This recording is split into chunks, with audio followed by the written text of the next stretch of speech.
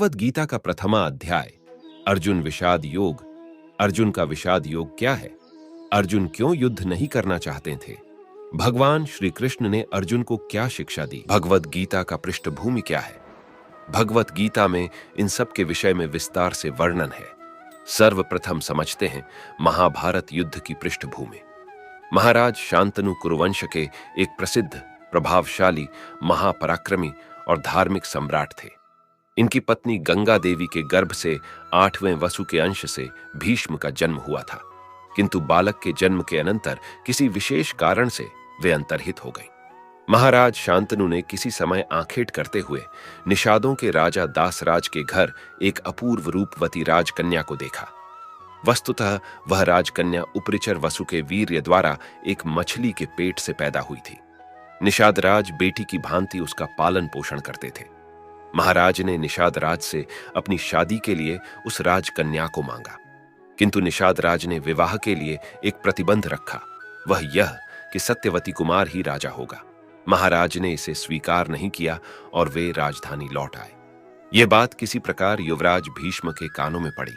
उन्होंने पिता के मनोरथ की पूर्ति के लिए यह भीषण प्रतिज्ञा की कि सत्यवती कुमार ही राजा होगा तथा मैं आजीवन ब्रह्मचारी रहूंगा। इस प्रकार सत्यवती का विवाह पिता शांतनु के साथ करवाया। इस भीषण प्रतिज्ञा के लिए इनके पिताजी ने इनको इच्छा मृत्यु का वरदान दिया था। सत्यवती के गर्भ से महाराज शांतनु के 2 पुत्र हुए, चित्रांगद और विचित्रवीर्य। महाराज शांतनु की मृत्यु के पश्चात भीष्म ने चित्रांगद को राज सिंहासन पर बैठाया, किंतु इनकी असामयिक मृत्यु से विचित्रवीर्य को राज्य पद दिया गया। इनकी 2 पत्नियां थीं, अंबिका और अंबालिका, किंतु निःसंतान दशा में विचित्रवीर्य की भी असामयिक मृत्यु हो गई। पुत्रों के निधन से तथा वंश परंपरा के रुद्ध हो जाने के कारण माता सत्यवती बड़ी दुखी हो गई। इन्होंने वंश की रक्षा के लिए अपने प्रथम पुत्र महर्षि वेदव्यास का स्मरण किया। वेदव्यास जी ने माता सत्यवती की आज्ञा तथा भीष्म पितामह का अनुमोदन जानकर विचित्रवीर्य की पत्नी अंबिका से धृतराष्ट्र, अंबालिका से महाराज पांडु तथा उनकी दासी के गर्भ से महात्मा विदुर जी को उत्पन्न किया। धृतराष्ट्र के जन्मांध होने के कारण पांडु ही राज सिंहासन पर अधिष्ठित हुए। महाराज पांडु एक पराक्रमी, प्रभावशाली और सर्व सद्गुण संपन्न सम्राट थे। इनके 5 पुत्र हुए, जिनमें ज्येष्ठ पुत्र का नाम युधिष्ठिर था। धृतराष्ट्र के 100 पुत्रों में दुर्योधन सबसे बड़ा था। काल की गति से राजकुमारों की छोटी आयु में ही महाराज पांडु की मृत्यु हो गई। अतः भीष्म पितामह ने राजकुमारों के बड़े होने तक धृतराष्ट्र को ही राज्य संरक्षक के रूप में राज सिंहासन का दायित्व दिया।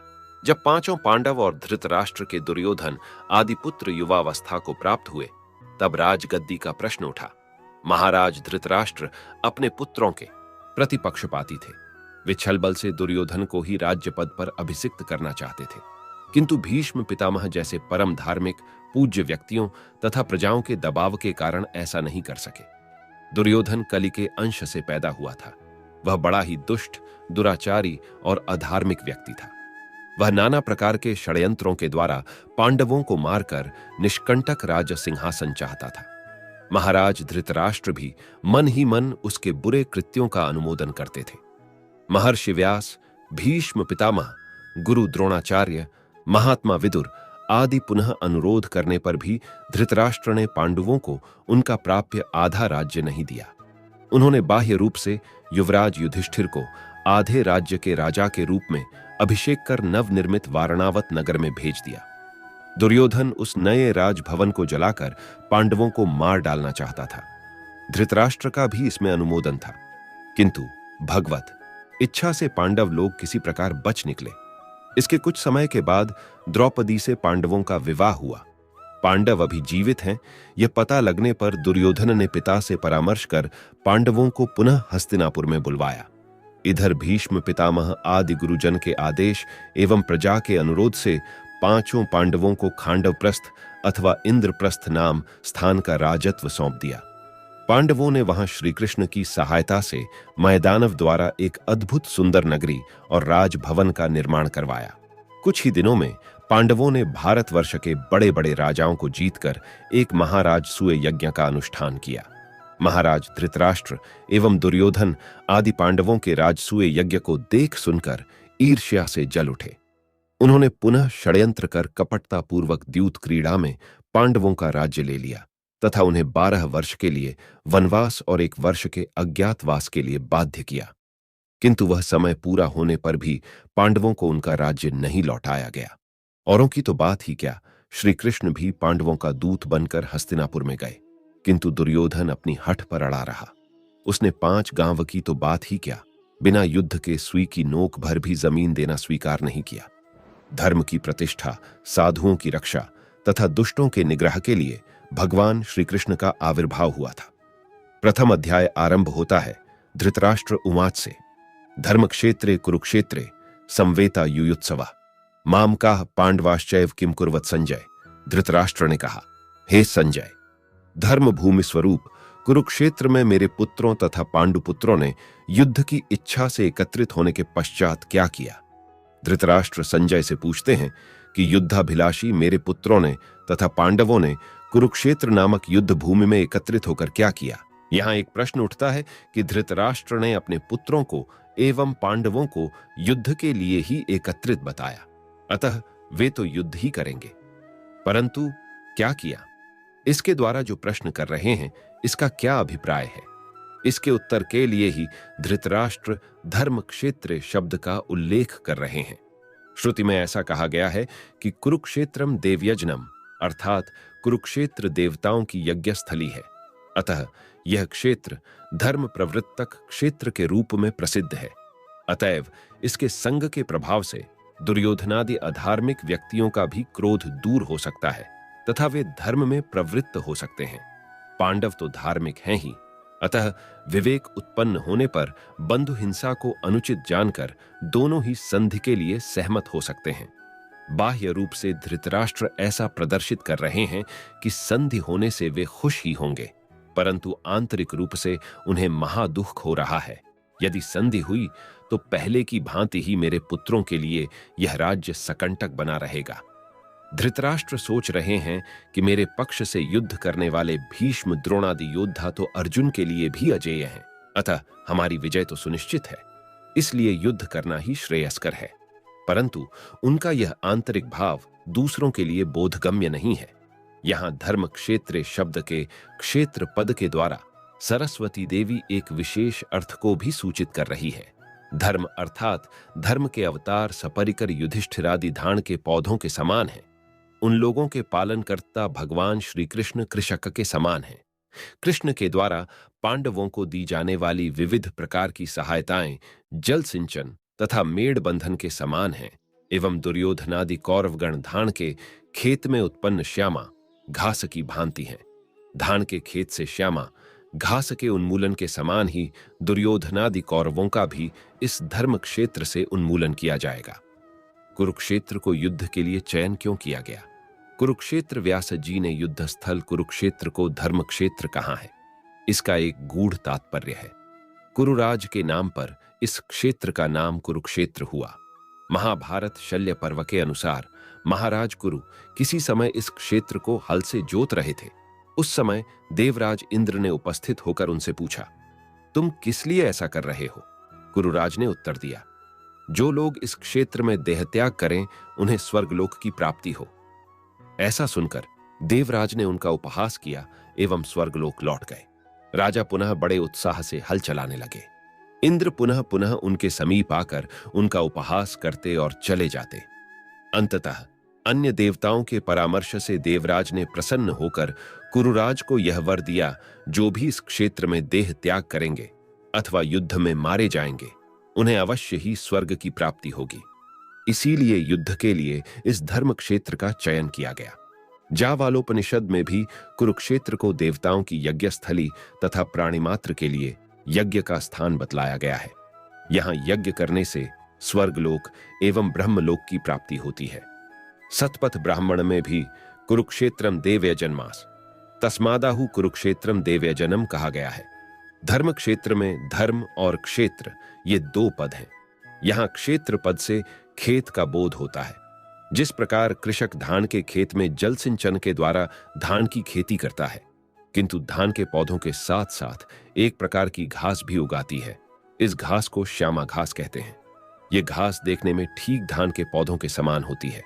सिंचाई के जल को स्वयं ग्रहण कर यह घास धान के पौधों को ढककर स्वयं बढ़ जाती है। धान के पौधे धीरे धीरे सूख जाते हैं, इसलिए कुशल कृषक उन धान्य विरोधी घासों को समूल उखाड़कर फेंक देता है। उसी प्रकार भगवान श्री कृष्ण ने उस क्षेत्र में धर्म विरोधी, धर्माभास, अधार्मिक दुर्योधनादि का संहार कर मूर्तिमान धर्म स्वरूप सपरिकर युधिष्ठिरादि का पालन पोषण किया था। सरस्वती एवं दृश्यद्वती नदियों के मध्यवर्ती क्षेत्र को कुरुक्षेत्र कहा गया है। यह महर्षि मुद्गल तथा महाराज पृथु की भी तपस्या स्थली है। परशुराम जी क्षत्रियों के विनाश करने के पश्चात इसी क्षेत्र के अंतर्गत 5 स्थानों पर यज्ञ किया था। इसीलिए इस स्थान को पहले समंत पंचक क्षेत्र कहा जाता था। बाद में महाराज कुरु के नाम पर यह क्षेत्र कुरुक्षेत्र के नाम से प्रसिद्ध हुआ। संजय कौन थे? संजय ये गवलगम नामक सूत के पुत्र थे। ये शास्त्रज्ञ, उदार एवं धर्मात्मा थे। इन गुणों के कारण भीष्म पितामह ने इन्हें और विदुर को धृतराष्ट्र का राजमंत्री नियुक्त किया था। ये द्वितीय विदुर स्वरूप और अर्जुन के प्रिय सखा थे। श्री व्यासदेव की कृपा से इन्हें दिव्य दृष्टि प्राप्त हुई थी, जिससे ये सुदूर हस्तिनापुर के राजभवन में रहकर भी कुरुक्षेत्र का युद्ध देखकर राजा धृतराष्ट्र को युद्ध का सारा वृत्तांत सुनाते थे। महाराज युधिष्ठिर ने भी इन्हें मृदुभाषी, परम हितैषी, शांत स्वभाव, सर्वदा संतुष्ट रहने वाले तथा समदर्शी पुरुष बतलाया है। ये सदा मर्यादा में प्रतिष्ठित रहते थे तथा किसी के दुर्व्यवहार से उत्तेजित नहीं होते थे। ये बिना भेदभाव के निडर होकर धर्म संगत बातें कहते थे। दृष्टवा तु पांडवानिकम व्यूढ़म दुर्योधनस्तदा आचार्य मूप संगम में राजा वचनम ब्रवीत। संजय ने कहा, महाराज, पांडवों की सेना को व्यूहाकार में अवस्थित देखकर दुर्योधन ने द्रोणाचार्य के पास जाकर यह वचन कहा। संजय उवाच का तात्पर्य क्या है? संजय ने धृतराष्ट्र के आंतरिक भाव को समझकर कहा कि आपकी इच्छानुसार युद्ध अवश्य ही होगा, परंतु इसका परिणाम धृतराष्ट्र के मनोरथ के विपरीत होगा। यह जानकर संजय दृष्टवा आदि शब्द कह रहे हैं। यहां व्यूढ़न शब्द का तात्पर्य व्यूहर्चना पूर्वक अवस्थित पांडवों की सेना से है। अतः राजा दुर्योधन अंदर से भयभीत होकर पश्यैता इत्यादि 9 श्लोकों को कह रहे हैं। धृतराष्ट्र जन्मांध थे, किंतु दुर्भाग्यवश उस समय वे धार्मिक एवं पारमार्थिक दोनों ही दृष्टियों से रहित होने के कारण शोक और मोह से अभिभूत हो रहे थे। कहीं धर्म क्षेत्र के प्रभाव से पुत्र दुर्योधन पांडवों को आधा राज्य लौटा न दे, यह सोचकर वे निराश हो गए। परम धार्मिक एवं दूरदर्शी संजय ने उनके मानसिक भाव को भांप लिया। यद्यपि संजय यह जानते थे कि युद्ध का परिणाम धृतराष्ट्र के मनोनुकूल न होगा, तथापि बड़ी बुद्धिमत्ता पूर्वक धृतराष्ट्र से उन्हें छिपाकर सांत्वना देते हुए कहा, दुर्योधन पांडवों से समझौता करने नहीं जा रहा है, वरम वह तो पांडवों की अतिशय दृढ़ व्यूहर्चना को देखकर युद्ध विद्या के अपने गुरु आचार्य द्रोण के समीप स्वयं ही जाकर उनको वास्तविक परिस्थिति से अवगत करा रहा है। आचार्य के समीप जाने के 2 अभिप्राय हैं। एक तो वह पांडवों की सुदृढ़ व्यूहर्चना को देखकर भयभीत था, और दूसरा अपनी राजनैतिक कुशलता का परिचय देने के लिए गुरु द्रोणाचार्य को मानो मर्यादा देने गया। इससे वह राजनीति में निपुण होने के नाते राजा की पदवी के सर्वथा योग्य ही है। यह उसके कूटनैतिक व्यवहार से प्रतिपादित हो रहा है। संजय उवाच का यही तात्पर्य है। दुर्योधन ने कहा, पश्यैता पांडुपुत्राणामाचार्य महती चमूम व्यूढ़ा द्रुपद पुत्रेण तव शिष्येण धीमता हे आचार्य। अपने बुद्धिमान शिष्य द्रुपद पुत्र धृष्टद्युम्न के द्वारा व्यूहाकार में स्थापित पांडवों की इस विशाल सेना का अवलोकन करें। अत्र शूरा महेश्वासा भीमार्जुन समायुधि युधानो विराटश्च द्रुपदश्च महारथा दृष्टकेतुश्चेकिताना काशीराजश्च वीर्यवान पुरुजित कुंती भोजश्च शैब्यश्च नरपुंगवः युधामन्युश्च विक्रांत उत्तमौजाश्च वीर्यवान सौभद्रो द्रौपदेयाश्च सर्व एव महारथा। इस सेना में महाधनुर्धारी अर्जुन और भीम एवं उनके समान ही शूरवीर सात्यकी, विराट नरेश तथा महारथी द्रुपदादि हैं। इस युद्ध में धृष्टकेतु, चेकितान, वीर काशीराज, पुरुजित, कुंती भोज, नरश्रेष्ठ शैब्य, परम पराक्रमी युद्धामन्यु, वीर्यवान उत्तमौजा, अभिमन्यु, द्रौपदी के पुत्र प्रतिबिंध्य आदि महारथी हैं। यहाँ महेश्वासा शब्द का अर्थ है इन महाधनुर्धारियों के दृढ़ धनुष को शत्रुगण भी छेदन करने में असमर्थ। यहाँ युयुधान से सात्यकी, सौभद्र से अभिमन्यु, द्रौपदेया से द्रौपदी से उत्पन्न प्रतिबंध्या पांचों पांडवों के पुत्रों का बोध होता है। अब महारथियों का लक्षण निरूपित किया जा रहा है।